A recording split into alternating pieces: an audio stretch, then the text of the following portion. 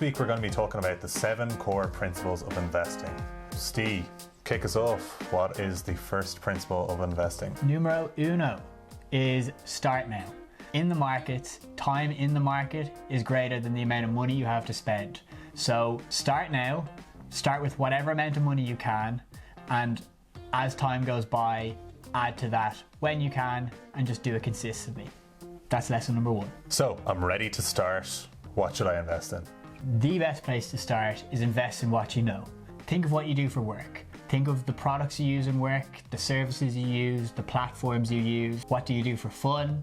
They're all really good places to find companies that are potentially worth investing in. Because you know these companies, you'll enjoy following along with them.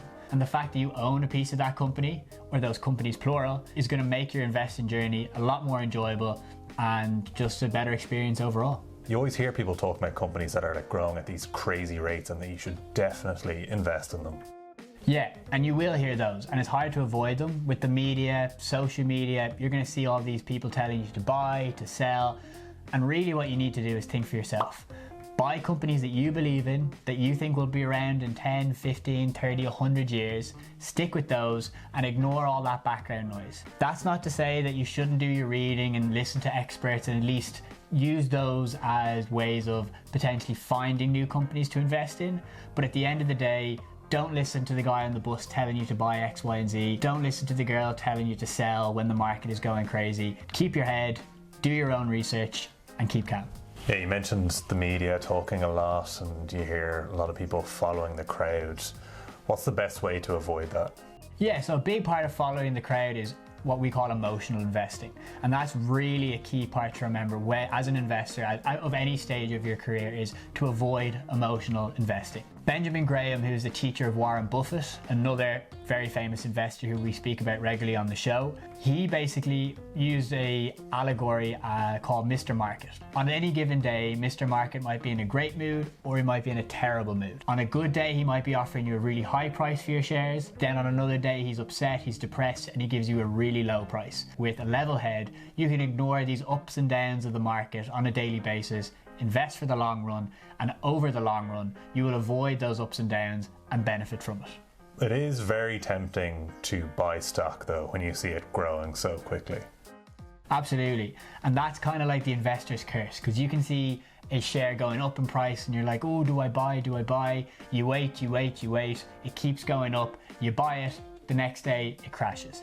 So chances are, if you've already seen a stock going up, there's no point in trying to time the market. And that's really the core message here, is if it's going up or if it's going down, realistically no one knows for sure what the market is going to do.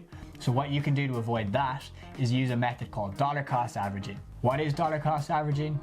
Dollar cost averaging is investing the same amount at the same time of the month consistently. So if it's monthly, if it's weekly, if it's bi-monthly, whatever time frame you're working with, just make sure to do it consistently. You can buy when the price might be higher, you might buy more when the price is lower, but because you do it consistently over time, you basically average out the market and it'll be more of a benefit to you in the long run. So are there any other ways of limiting the risk when investing? One other big one is diversification. And what diversification is buying shares or asset classes across many different industries, geographic locations, and then types of investments. Asset classes can be stocks, they can be shares, they can be bonds.